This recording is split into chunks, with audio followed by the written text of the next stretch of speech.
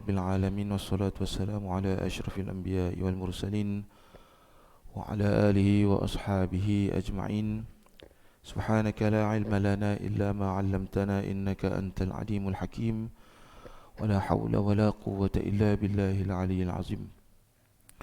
Rabbi shrah lana sudurana wa yassir lana umurana wahlul 'uqdatan min lisanana yafqahu qawlana. Dihormati tuan-tuan imam di jawatan kuasa surau, muslimin muslimat yang dirahmati Allah Subhanahu wa taala. Assalamualaikum warahmatullahi wabarakatuh. Pertama-tama sekali, seperti biasanya, kita mengaturkan rasa syukur pada Allah Subhanahu wa taala. Senantiasa di dalam rahmat dan lindungan Allah Subhanahu wa taala, mudah-mudahan dan seterusnya, insya-Allah kita sama-sama memperbanyakkan selawat ke atas junjungan besar baginda Nabi sallallahu alaihi wasallam. Mudah-mudahan menjadi asbab untuk mendapat redha dan seterusnya mendapat kasih sayang Allah Subhanahu wa taala. Jadi di dalam hidup manusia ini tidak ada benda yang dia buat melainkan dua perkara yang kita kena cari dalam hidup. Yang pertama adalah kasih sayang Allah Subhanahu wa taala. Yang kedua, kita kena berhati-hati, takut-takut dalam hati kita ataupun perbuatan kita ada yang mungkin menjadikan salah satu di dalam terlepas pandang yang berkait dengan perkara larangan Allah Subhanahu wa taala. Jadi dua benda ni dalam apa-apa kehidupan manusia mesti kena ada. Dan tidak dapat tidak, kalaulah kita tidak mencari dua ini, tidak pegang kedua-dua perkara ini, maka takut-takut Allah letakkan kita seumpama buih di lautan yang tak ada langsung dipandang oleh Allah Subhanahu wa taala. Jadi itu antara yang pertama. Yang kedua, selayaknya kita menjadi hamba Allah. Walaupun kita tidak ada minta kita nak bangun pagi ni, tapi Allah bagi makbulkan kita dengan kehidupan seharian. Allah berikan nyawa pada kita. Walaupun kita tak ada langsung minta pada Allah, ya Allah aku nak bangun pagi esok, iaitu hari ini. Tetapi ini juga antara yang disebutkan di dalam kisah surah Al-Zumar, juzuk yang ke-26, berkenaan manusia yang Allah pegang nyawa dia ketika mana waktu tidur dan Allah tak kembalikan balik pada orang tersebut. Dan peristiwa ini sebenarnya kita kena sentiasa bersyukur pada Allah Subhanahu wa taala kerana adalah salah satu nikmat yang Allah bagi di antara permulaan hari, iaitu kita diberikan nyawa semula oleh Allah. Sebab apa? Ada di kalangan kita yang Allah tahan. Wa ma qadarullah haqqa qadri. Ada yang Allah beri kekuasaan pada seseorang hamba Allah, iaitu ketika mana nyawa dia ketika diambil dan dipegang waktu manusia, makhluk ataupun siapa pun tidur pada malam hari, tetapi apabila esoknya qabdatuhu yaumal qiyamah, Allah akan pegang sehingga hari kiamat. Disebutkan di dalam tafsiran ayat Az-Zumar itu, ketika mana ada orang yang Allah pegang nyawa dia, Allah tak izinkan kembali pada tubuh badan dia, Allah pegang sehinggalah hari kiamat dan tak boleh masuk dalam tubuh. Jadi kita ni antara makhluk yang di permulaan hari dia Allah pilih. Sebab itu kita kena sentiasa bersyukur pada Allah.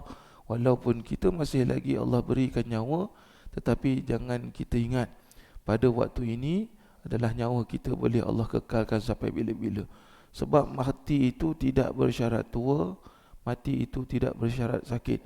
Sebab itu Allah sebutkan di dalam ayat Al-Quran, waktu tidur pun Allah boleh matikan, iaitu Allah tidak berikan nyawa, Allah pegang nyawa kita sehingga hari kiamat, yang disebutkan dengan Allah dah tarik nyawa kita pada waktu tidur.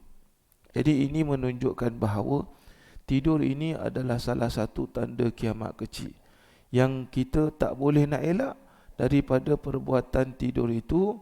Sebab siapa yang tak cukup tidur, yang tak boleh tidur, dia bukan manusia. Itu la ta'khuduhu sinatun wala naum. Kita tak boleh ambil kerja Tuhan. Sebab dalam ayat kursi, la ta'khuduhu, Allah ni tak perlu kan sinatun, tidur sekejap, wala naum, ataupun tidur yang panjang. Sinatun ni siapa yang tak tidur, maknanya ataupun diistilahkan orang ataupun makhluk tak boleh tidur langsung, maknanya dia berpenyakit lah tu. Aku pernah jumpa ada orang tak boleh tidur 3 bulan berturut-turut tak boleh tidur. Lala meninggal. Itu adalah salah satu yang panggil Allah tarik nikmat tidur dia. Kenapa? Kita kena ingat ketika mana kita mati itu adalah yang dipanggil dengan tanda-tanda kiamat kecil. Juga sebahagian ulama mengatakan mati kecil itu ada di dalam waktu tidur, kerana waktu tidur itu adalah mati sementara. Adalah kesinambungan berkenaan dengan tanda-tanda kiamat ini. Inilah sebenarnya kita masuk kepada kitab yang kita sama-sama kongsikan masih lagi di dalam kitab Israfil alaihissalam dan peristiwa hari kiamat. Jadi kesinambungan daripada peristiwa yang kita sama-sama kongsikan pada pertemuan sebelum ini. Kita sampai pada muka surat 50, iaitu diriwayatkan oleh Imam At-Tabari dan juga Imam Ibnu Katsir berkenaan yang disebutkan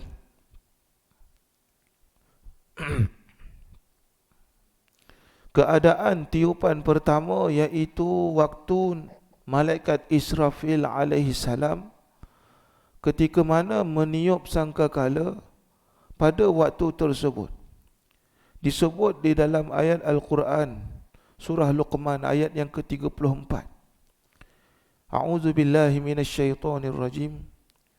Innallaha 'indahu 'ilmus sa'ah wa yunazzilul ghaitha wa ya'lamu ma fil arham wa ma tadri nafsum madza taksibu ghadan wa ma tadri nafsum bi ayyi ardin tamut innallaha 'alimun khabir.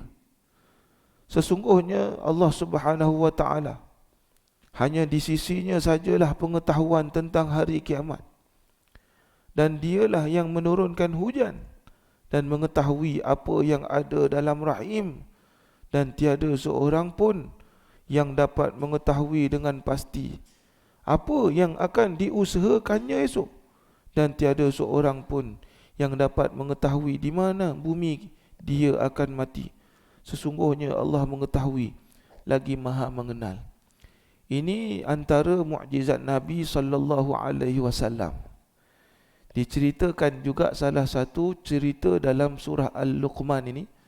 Dalam surah Luqman ayat yang ke-34, antara salah satu mukjizat Nabi sallallahu alaihi wasallam, iaitu Nabi diboleh tabsyir dan juga tanzir.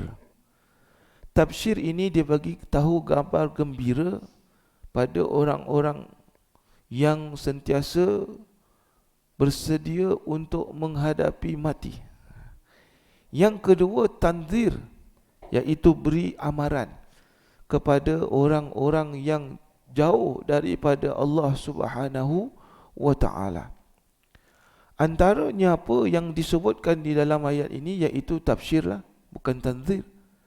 Tabsyir dan juga tanzir ini berbeza dari sudut ketika mana dalam ayat ini Allah bagi tahu pada Nabi, Allah saja yang tahu peristiwa hari kiamat. Maknanya hakikat sebenar ketika hari ditiup sangkakala hanya Allah saja yang tahu. Kita tak boleh agak-agak lah macam mana. Tapi itu sebenarnya walaupun kita susah nak tahu hakikat sebenar, tapi ada panduannya yang disebut di dalam ayat Quran. Cuma perkataan yang paling kena sentiasa sebut oleh umat manusia adalah wallahu a'lam. Yang mana disebutkan fa'lam annahu la ilaha illallah.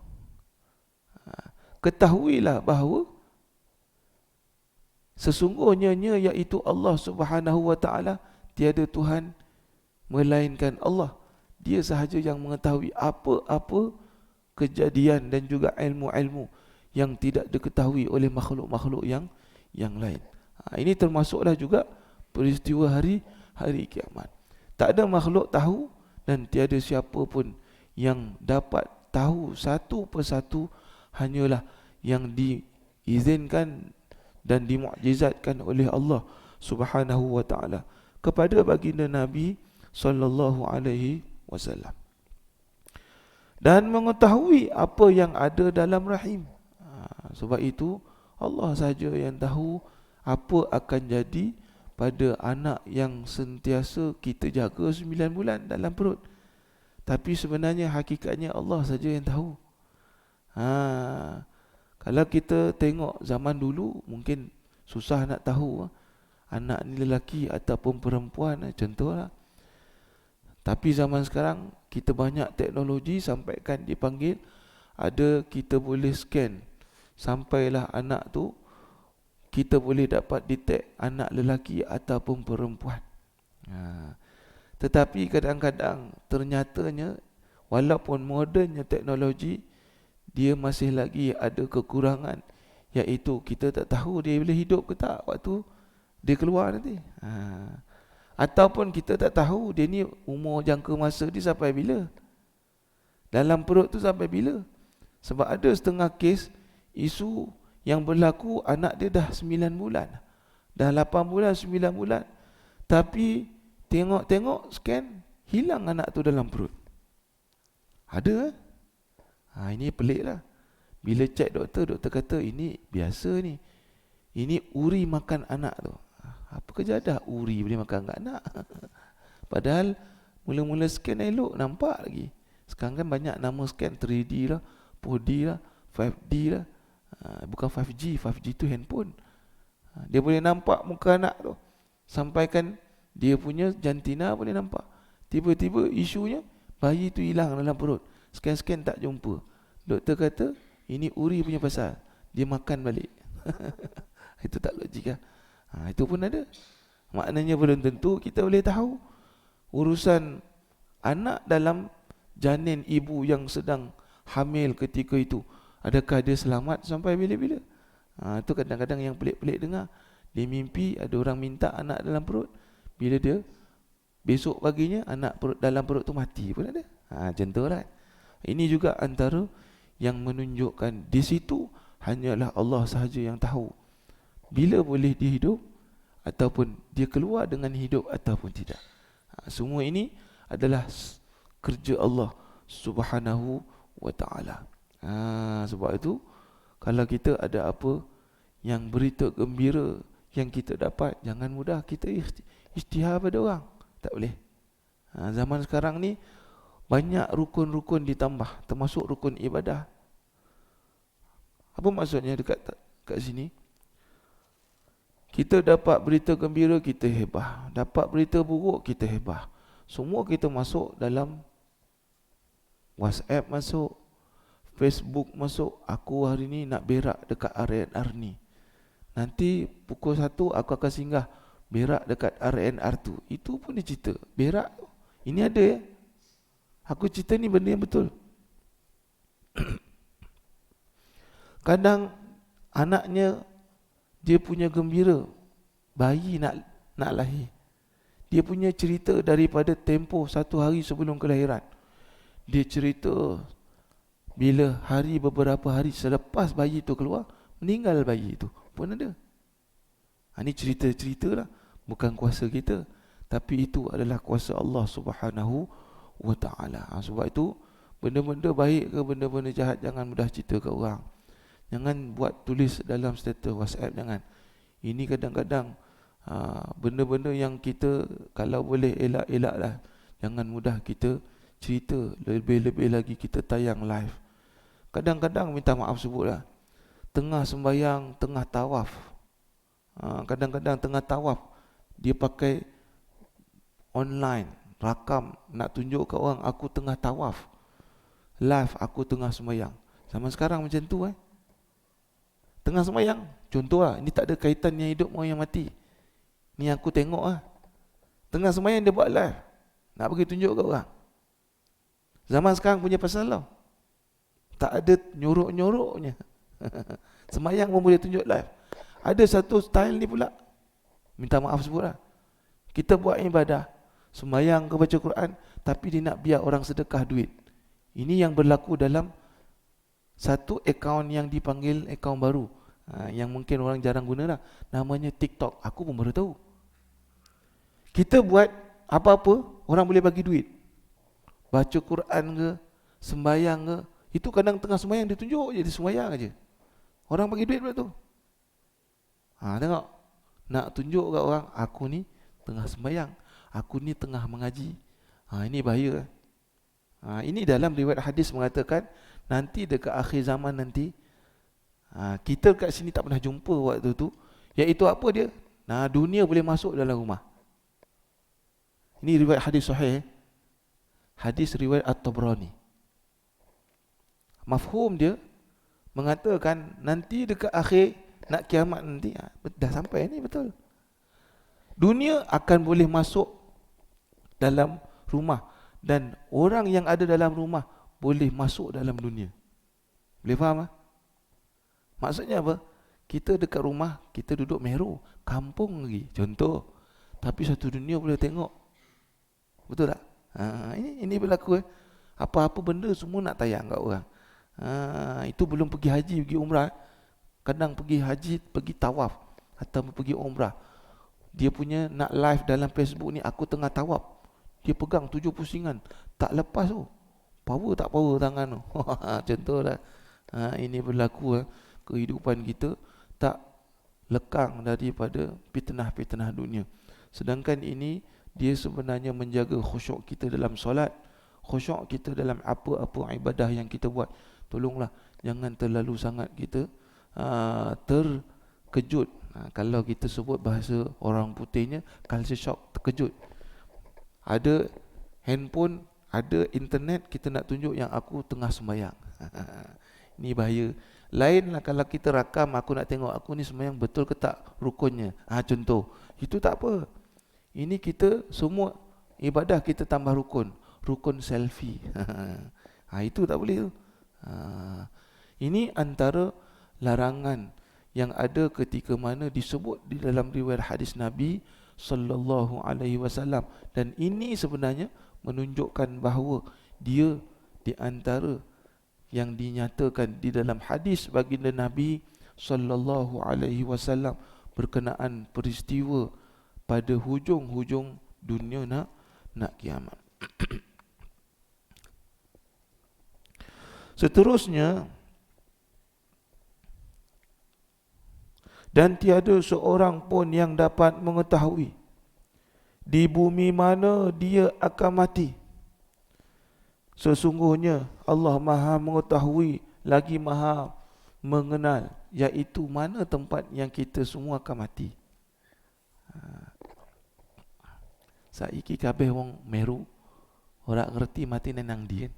Itu dalam Jawa kata sekarang ni semua orang Meru dia pun tak tahu bila dia mati dan dekat mana dia mati. Dia tak tahu, kita pun tak tahu kat mana kita mati. Contohlah, aku pun tak tahu aku mati kat mana. Mungkin duduk Meru matinya dekat luar Meru, contoh. Setengah-setengah orang meninggalnya dekat luar negara, meninggal dekat Mekah, Madinah, alhamdulillah. Tapi jangan kita ingat nak meninggal kat Mekah, Madinah tu senang macam kita dengar-dengar tu. Tu sebab kadang-kadang ada orang pergi Mekah, Madinah, dia minta mati, tak boleh tu. Pergi Mekah, Madinah, meninggalnya di situ, ya alhamdulillah. Tapi tak boleh, ya Allah tentu aku nak mati, ya Allah. Pergi Mekah, pergi Madinah, nak minta mati sebenarnya tak boleh. Itu berdosa pula. Sebab dalam riwayat Sayyidina Umar pernah meriwayatkan ketika mana Nabi bagi tahu pada Sayyidina Umar, sebab Sayyidina Umar tanya macam mana perihal orang yang nak mati syahid. Lalu Nabi kata, kamu mati kat mana-mana pun, apa yang diniatkan kamu itu akan kamu dapat, walaupun matinya di atas kasur. Orang Jawa kata kasur, apa kasur? Tempat tidur. Maknanya apa yang kita niat, kalau kita nak mati syahid pun boleh dapat. Tapi tak adalah pergi macam matinya pergi syahid, pergi perang tu, tak samalah. Tapi sekurang-kurangnya Nabi bagi tahu pada Sayyidina Umar, walaupun apa yang kamu cita-citakan kamu boleh dapat. Iaitu apa? Sayyidina Umar tanya apa? Berkenaan dengan mati syahid. walaupun kamu matinya di atas kasur, tempat tidur. Maknanya apa? Boleh dapat mati syahid sebenarnya. Boleh dapat mati syahid, tapi tak adalah dapat mati pergi sama nilaiannya macam pergi perang. Dia mati syahid akhirat, dia bukan syahid dunia dan akhirat. Para ulama tafsir dan juga ulama hadis buat kajian berkenaan dengan hadis tersebut. Adakah boleh kita mati minta di mana-mana tempat, ataupun dalam kata lain kita boleh minta mati ke sebab nak dapat sesuatu kebaikan? Ulama buat kajian tak boleh, sebab seumpama macam kita ni kufur nikmat Allah dah bagi hidup, minta mati. Contohlah, sama juga macam kita pergi Mekah Madinah semata-mata aku nak minta mati kat Mekah Madinah, sebab ada riwayat hadis. Riwayat hadis tu betul, itu orang yang matinya memang mati di Mekah Madinah, bukan minta-minta. Contohlah, maka pada orang yang minta-minta mati itu, walaupun tempatnya tu bagus, tapi bila minta mati cepat tu tak bagus. Kalau minta matinya mati di tempat yang baik, itu tak apa. Tapi bila minta matinya waktu tu nak mati cepat, tak boleh. Sebab tu mati, yang minta mati cepat ni ramai. Bukan orang pergi Mekah Madinah je, yang kita hidup ni pun ramai yang minta mati cepat. Apa? Bunuh diri. Sama. Minta mati cepat je, kaedah yang paling yang biasa jumpa kita dengar, bunuh diri. Ada satu kes yang paling yang pelik lah. Dia bunuh diri, tapi dia ni ilmu dia power. Ni nak tunjukkan bahawa kita ar-raja' minallah, disebut dalam kitab Ihya Ulumuddin dan Siyarus Salikin dalam kitab tasawuf.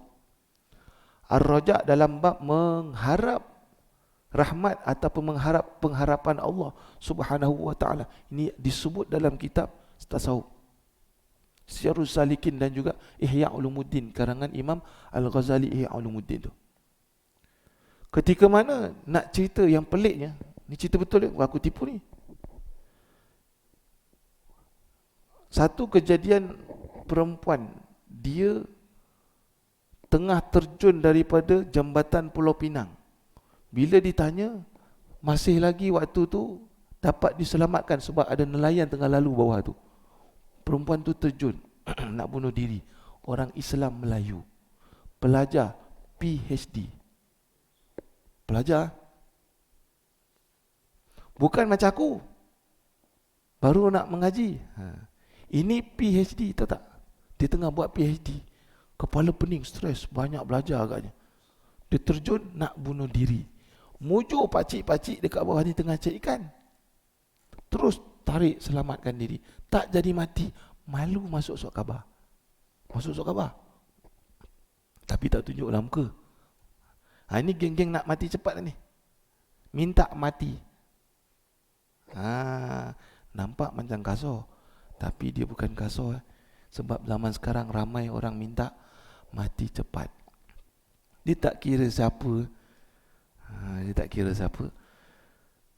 Orang pandai ke, kadang-kadang orang yang tak pandai lagi bagus pemikirannya daripada orang yang pandai. Sebab itu jangan kita tunjuk aku ni ada PhD. Mana dalil kau? Kau beramal pakai dalil apa? Kau ada PhD. Zaman sekarang macam tu lah. Ni nyata lah. Ni berlaku. Kau ni amal berapa amalan kau? Ustaz tanya. Minta maaf sebut lah. Tahlil apa dalilnya? Kau ada PhD? Belagak tu, tak ada PhD. Macam tu. Ini realiti lah. Zaman sekarang dia bukan fikir pandai tak pandai, tapi kita minta harap dengan Allah itu betul ataupun tidak. Sebab itu dalam kitab Ihya Ulumuddin ada satu cerita, ni aku lupa dah cerita ke belum, tapi aku cerita jugalah, tak kisah. Disebut dalam satu riwayat hadis Nabi yang diceritakan oleh kitab Ihya Ulumuddin karangan Imam Al-Ghazali. Imam Ghazali ni pun orang petikai. Kenapa ni orang pakai kitab Imam Ghazali ni? Ada orang petikai? Ada kepetikai Imam Ghazali. Imam Ghazali ni berpuluh kitab dia dah karang. Satu hari dia pernah karang satu kitab panjang, besar. Itu pun orang petikai dia. Apa kejadah orang macam ni? Ni kurang ajar namanya. Orang petikai ulama ni jangan kita hormat, tapi kita masih lagi apa budi bahasa. Imam Ghazali pernah cerita satu cerita dalam bab yang terakhir dalam kitab Syiarus Salikin pun ada, berkenaan dengan orang yang mengharap sentiasa harapan pada Allah. Ketika mana satu hamba Allah ini dipanggil oleh malaikat Zabaniyah yang jaga neraka. Allah panggil, wahai Zabaniyah, aku nak kau panggil satu orang hamba Allah ni, si Fulan bin si Fulan bin si Fulan, kat pengenalannya. Macam tu lah. Tapi bukan macam tu, ni aku yang sebut. Lalu malaikat Zabaniyah panggil dia, jom menghadap Allah. Punya suka orang ni. Sebab apa? Walaupun sekejap, tak apalah, aku nak keluar juga daripada neraka. Orang neraka macam tu, tak tahan aku dalam neraka. Dapat keluar sekejap pun tak apalah, sukalah. Orang ni dapat keluar sekejap. Orang neraka dia macam tu. Sebab tu kita minta jauh, jangan jadi ahli neraka. Sebab tu dua je yang aku sebut mula-mula tadi. Kita minta harap kasih sayang dan sentiasa jaga-jaga. Aku ada buat salah dengan Allah ke tak hari ni? Dua ni. Lalu kisahnya disebutkan ketika mana datang berlari-lari sampai depan Allah menghadap. Lalu Allah tanya, wahai hamba-Ku, kenapa aku tengok kau mengah-mengah lari-lari daripada jauh ni sampai depan aku? Pelik aku tengok kau ni. Biasanya orang yang aku tengok lemah je keluar daripada neraka, tapi kau lari punya laju. Wahai Rabbul Alamin, Tuhan sekalian alam, aku telah saksikan bahawa aku hidup dulu, engkau bagi apa ibadah aku tak buat. Aku suka lambat, bahkan kadang aku tak buat. Apa yang kau bagi, apa yang engkau suruh dalam waktu kehidupan aku ni dulu, aku suka lambat-lambatkan. Jadi hari ni aku wis kapok lah, orang Jawa kata. Aku dah serik dah, aku tak nak buat dah. Jadi apa engkau panggil perintah, apa aku akan buat. Sebab itu aku lari sampai ni. Lalu Allah senyum dalam peristiwa tersebut. Ketika itu tak apalah, itu je aku nak tanya, kau sihat ke? Lalu dia tanya, Allah tanya pada orang tersebut, engkau sahajalah yang tahu macam mana aku rasa, seperti mana apa orang-orang lain rasa ketika duduk dalam neraka-Mu ya Allah. Menangis orang tu. Lalu Allah senyum lagi. Okey, itu saja, baliklah dalam neraka balik. Itu je. Allah tanya itu je. Lalu orang yang sambil-sambil menangis tu, dia lari suka-suka balik neraka. Lalu Allah panggil balik, datang balik. Tadi kau lari, datang. Ni balik kau lari. Apa pasal? Kau suka masuk dalam neraka? Wahai Tuhan sekalian alam, seperti mana yang aku sebutkan, apa yang aku dengar perintah sekarang ini, aku akan buat walaupun kau suruh aku masuk dalam neraka. Sebab aku dulu hidup aku ni suka buat tangguh apa yang kau bagi arahan, apa yang agama suruh. Lalu aku tak nak dah. Tak apalah, aku masuk neraka sebab kau suruh, aku buat. Lalu Allah senyum kali kedua, wahai hamba-Ku, bermula pada hari ini aku pindahkan dalam syurga. Ini dalam kitab Ihya Ulumuddin. Bab apa? Rupanya orang yang ini harap dalam hati dia sentiasa pada Allah walaupun dia duduk dalam neraka. Ini ceritanya lah. Ada lagi cerita, tapi kan kita mengaji Ihya pula, bukan ngaji kitab ni. Ini di antara peristiwa yang disebut di dalam kitab Ihya Ulumuddin. Dan ini antara juga nak menunjukkan bahawa kita dekat alam dunia ni jangan guna pangkat lah. Kita guna kita dengan Allah saja. Sebab itu amal ibadah kita jangan mudah kita tunjuk kat orang. Jangan mudah tunjuk kat orang.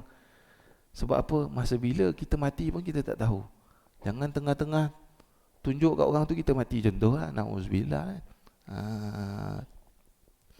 Dan juga dekat mana kita mati pun tak tahu. Sebab itu jangan senang-senang kita minta mati.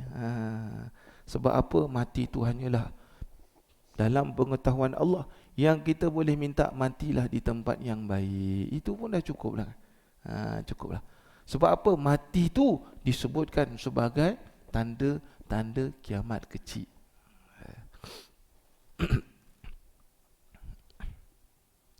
Seterusnya, dalam riwayat Muslim daripada Umar Al-Khattab radhiyallahu anhu berkata, pernah suatu ketika kami bersama Rasulullah sallallahu alaihi wasallam, tiba-tiba ada seorang lelaki berpakaian sangat putih, berambut sangat hitam. Hadis ini panjang, hampir sama dengan hadis sebelum ni. Kita pernah baca berkenaan dengan hadis ini, hadis di dalam kitab hadis 40 Al-Arba'in An-Nawawi. Ringkasan daripada kitab Imam An-Nawawi yang pernah menceritakan hadis 40, hadis yang nombor 2. Berkenaan dengan ketika Nabi SAW, Nabi kadang-kadang lepas sembahyang, masa-masa lapang, Nabi suka duduk dan Nabi bagi nasihat, cerita pada sahabat. Ini memang kehidupan Nabi. Lalu ketika mana Nabi tengah berborak, bercakap dengan sahabat-sahabat, datang seorang hamba Allah pakai baju putih, serba putih. Tapi tak menunjukkan dia itu orang musafir. Maknanya nampak macam kusut masai ke, tak ada. Lalu datang pada Nabi musyafahah. Dalam kaedah musyafahah ni, hadis menyebutkan lutut Nabi dengan lutut dia bertemu. Mungkin duduk antara dua sujud lah, bukan macam tu lah. Ataupun duduk bersila, wallahu alam. Jadi pada waktu tu ditanya oleh orang tersebut. Yang ini kita dah cerita, kita tak cerita balik lah semua. Rupa-rupanya bila selesai daripada waktu tu, Nabi tanya, kamu kenal tak wahai sahabat, siapa tadi yang gerangan tadi? Dia datang tapi tak ada jejak pun. Maknanya kita pun tak kenal dia. Dan kita pun tengok macam dia bukan orang luar, macam orang sini. Tak nampak muka dia muka orang jauh. Lalu ketahuilah bahawa itulah Jibril AS. Dia menyampaikan kebenaran di dalam majlis ini untuk kamu semua dengar. Nak beritahu apa kat sini? Bahawa kiamat pada waktu dibincangkan pada peristiwa itu, hanyalah Allah sahaja yang tahu. Antara yang disebutkan antalidal amanata rabbataha wa antaral hufata ru'ata. Ketika mana antara tanda-tanda kiamat sebelum kiamat ni terjadi, iaitu ibu melahirkan tuan. Ini hadis, bukan aku main karang. Ibu melahirkan tuan, dan akan sampai satu masa orang yang mengembala kambing akan jadi kaya raya. Itu simbolik sebenarnya. Macam mana ibu melahirkan tuan? Maknanya kena istilahan. Ada kaedah macam mana? Macam cerita ibu melahirkan tuan. Rupanya apabila waktu ibu melahirkan macam biasalah. Tapi bila dah tua, ibu jadi bibi. Mak buat ni, mak buat tu, mak. Itu lah. Dan yang kedua, ini khusus Nabi sebut adalah pada tanah Arab saja. Dalam kajian hadis mengatakan pengembala kambing satu tempat yang gersang akan jadi kaya raya. Itulah yang berlaku di Arab Saudi. Itu tanda-tanda lah. Arab Saudi pun dah mula berwarna hijau. Dia ada wawasan dia 20-30. Kita 20-20 kan, ada lepas lah. Dia 20-30. Wawasan dia mesti kena semua Saudi hijau. Yang kedua, siap satu projek pembangunan yang paling kaya, trilion, berjuta-juta USD. Ketika mana sedang dibina sekarang ini satu bangunan projek besar yang telah dibina dan sekarang ni masih lagi, iaitu semua daripada sempadan Jordan, Mu'tah, sampailah ke bumi Jeddah. Akan ada satu tapak projek besar, one line dia panggil. Macam masuk dalam satu shop, one line. Tapi one line tu apa? Satu dunia boleh beli tanah di situ. Sampailah tanah dia, pembangunan dia straight aja. Dia panggil satu line. Sekarang ni tengah buat 20-30 kena siap. Maknanya macam Allah alam macam mana dia nak buat macam tu kan. Ini antara target lah. Dan menunjukkan itu ke arah sebenarnya wa antaral hufatar ru'ata. Apa yang Nabi sebut dalam riwayat hadis memang berlaku. Ini di dalam peristiwa-peristiwa kiamat, antaranya disebutkan tanah Arab akan memang dah sekarang kaya, memang dah kaya, dan juga dia akan bertukar jadi apa panggil, kalau tanah tu subur. Dan memang sekarang ini ada teknologi yang untuk nak tumbuhkan rumput di tempat-tempat yang tak boleh tumbuh rumput, tapi hasilnya dah ada. Jadi itu antara yang disebutkan kisah di waktu peristiwa seorang yang berupa lelaki datang bertemu dengan Nabi sallallahu alaihi wasallam, iaitu Nabi kata malaikat. Jadi malaikat dia Allah beri keutamaan dan juga keistimewaan. Dia hanya boleh berupa lelaki saja. Dia tak boleh berupa perempuan, tak boleh. Tapi macam kita boleh ke jumpa malaikat? Contohlah, kita ni boleh jumpa ke malaikat? Biasanya malam Lailatul Qadar, Lailatul Qadar kan. Kadang setengah orang boleh nampak malaikat. Betul ke tu? Agak-agak betul ke? Soalan cepu mas. Aku pun tak boleh jawab. Tapi aku ambil daripada kaedah para ulama. Yang diambil daripada kaedah-kaedah yang lain, sebenarnya apa yang kita nampak pada waktu-waktu yang Allah beri kelebihan, waktu tersebut jangan mudah cerita pada orang. Itu yang pertama. Sebab takut waktu yang kita dapat, yang kita cerita heboh, aku dapat Lailatul Qadar ke, nampak malaikat ke, itu bukan. Takut jadi riak. Sedangkan mimpi jumpa Nabi pun kita tak boleh ijtihad suka-suka. Contohlah, kita boleh cerita tapi hanya pada orang yang perlu saja. Contohnya malaikat, contohlah. Betul ke kita boleh nampak malaikat? Majoriti para ulama mengatakan tidak boleh. Hanya Nabi SAW sahaja dan para sahabat. Tapi ada segelintir para ulama mengatakan boleh, sebab sahabat boleh nampak. Sahabat bukan Nabi. Contohlah kan. Maka segelintir para ulama mengatakan boleh. Tapi adakah kita boleh nampak? Contohlah kalau kita pernah nampak, itu tengok pada diri kita. Aku ni soleh ke tak? Contohlah, kalau kita toleh, bukan soleh, toleh, banyak nakal daripada soleh, contohlah. Tak naklah sebut jahat. Banyak nakalnya daripada soleh. Itu bukan malaikat, itu jin ifrit itu. Yang kita nampak tu lelaki macam malaikat, itu jin itu, bukan malaikat tu. Senang. Itu para ulama dia buat kesimpulan tu betul lah. Kalau orang tu nampak, dia cerita dia nampak dia betul, tengok orang tu kena tanya diri sini, iman aku kuat ke tak? Kalau iman soleh dia ataupun apa amal ibadat dia power, kuat, banyak, dan juga dia tawaduk, maka kebarangkalian itu betul. Tapi kalau dia banyak cerita bohong banyak, ataupun kadang nakalnya lagi banyak, maka apa yang dinampak itu bukan malaikat, itu adalah jin. Kena ingat jin pun banyak boleh berupa. Tapi jin ni dia boleh berupa dengan, dalam riwayat mengatakan ratusan ribu kekuatan jin. Dia nak berupa manusia itu sangat sakit sebenarnya. Tapi apabila dia dah rupa, dia kadang-kadang dia boleh buat rupa-rupa macam apa yang kita tengok macam hantu lah. Dia sekejap je tu, power dia nak kumpul punya susah tu. Tapi bila dia dah berupa, selesai saja dia berupa, dia letih. Ini dalam kaedah-kaedah yang dikaji oleh beberapa kajian berkenaan dengan setan-setan yang jahat ni. Dia berupa manusia sebenarnya, itu sangat susah dan sakit sekali. Itu jin. Kita lagi lah, contohlah, kadang-kadang nampak macam malaikat, tapi kita ambil kaedah para ulama, kalau kita ni soleh, itu insya-Allah.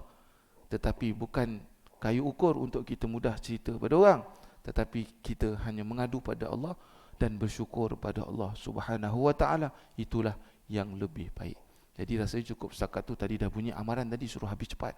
Jadi kita kena berhenti cepat. Wallahu ta'ala alam.